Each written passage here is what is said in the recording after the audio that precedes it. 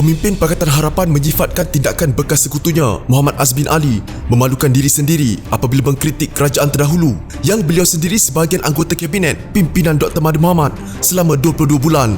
Presiden Amanah Muhammad Sabu berkata, tuduhan Azmin yang kerajaan Pakatan Harapan gagal selepas menjadi kerajaan selama 22 bulan tidak lebih daripada mengakui kelemahan sendiri. Azmin datang ke Slim, dia maki kerajaan Pakatan Harapan kerana gagal. Dialah sebab dia jadi menteri 22 bulan. Malu hadirin sekalian, kita datang maki bapa kita. Malu ke tidak? Dia 22 bulan jadi menteri, dia datang maki kerajaan dulu. Katanya ketika ceramah Perdana Pakatan Harapan membantu kempen calon bebas Amir Kushairi Muhammad Tanusi. Muhammad berkata demikian ketika mengulas kenyataan Azmin yang meminta pengundi Slim jangan menyokong Pakatan Harapan tetapi menyokong Perikatan Nasional. Azmin berkata, rakyat sudah memberi peluang kepada Pakatan Harapan untuk memerintah kerajaan persekutuan dan negeri selama 22 bulan tetapi Pakatan Harapan gagal kerana tidak mampu membela rakyat.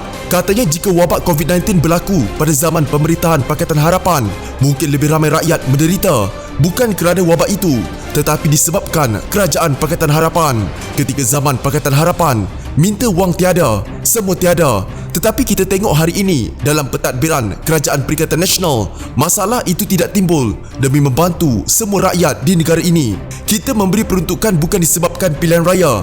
Menteri Besar bukan kerja setakat jam 8 pagi hingga 6 petang saja, tetapi Menteri Besar Perak bekerja 24 jam untuk rakyat, kata Azmin ketika melawat bilik gerakan MIC, Pusat Daerah Mengundi PDM, Ladang Sungkai dekat Kampung Hendra. Menerusi ceramahnya, Muhammad yang lebih dikenali dengan panggilan Mat Sabu berkata, kerajaan Perikatan Nasional perlu ditolak rakyat kerana tidak mempunyai manifesto dan berada dalam keadaan cacar marba berbanding Pakatan Harapan yang kemas dengan tawaran manifesto.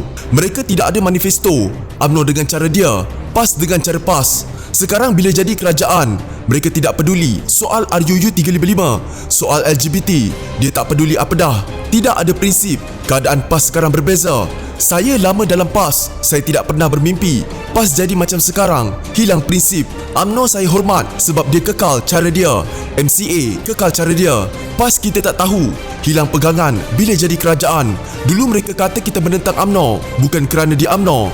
Sekarang UMNO sahabat kita. MCA dengan cara dia, PAS dengan caranya, MIC dengan cara dia, PPBM dengan cara dia. Mereka tidak ada manifesto. Menteri itu begini, menteri ini begini. Kita Pakatan Harapan ada manifesto. Dulu tidak setuju Dr. Mahathir Mohamad jadi menteri. Kita tidak mahu ulang macam zaman dulu Barisan Nasional. Dia Mahathir hanya perlu jadi Perdana Menteri, katanya. Beliau turut menyeru pengundi menjadikan pilihan raya kecil, Slim, sebagai medan mengembalikan hak demokrasi negara selepas tindakan Perikatan Nasional merampas kerajaan daripada Pakatan Harapan. Malaysia ini pelik. Yang menang jadi pembangkang, yang kalah jadi kerajaan. Jadi PRK Slim ini, kita perlu kembalikan hak demokrasi. Kita bermula di sini, katanya. Sementara itu, Ahli Parlimen Jelun Mukhlis Mahathir menyeru pengundi Slim menolak calon Barisan Nasional kerana menganggap jika parti itu menang, ia ibarat menyokong Najib Razak. Kita mesti tolak Najib, tolak Barisan Nasional. Bila nampak dacing, itu Najib. Pangkah dacing sama dengan pangkah Najib. Pangkah Barisan Nasional bermakna sokong Najib, katanya. Pengerusi DAP Perak Ngakomeng pula berkata, rakyat mesti menolak kerajaan Perikatan Nasional yang dianggap cacar marba. Mereka huru-hara. Semalam PAS cakap mereka jadi penaja nak tubuh Perikatan Nasional bersama PPBM. UMNO kata dia undur tidak masuk Perikatan Nasional. PPBM kata dia masuk Mufakat Nasional, katanya. Jika anda mempunyai gejala seperti demam, batuk dan sesak nafas, jangan berlengah untuk terus ke klinik atau hospital bagi menjalani ujian saringan. Bersama kita tangani wabak COVID-19.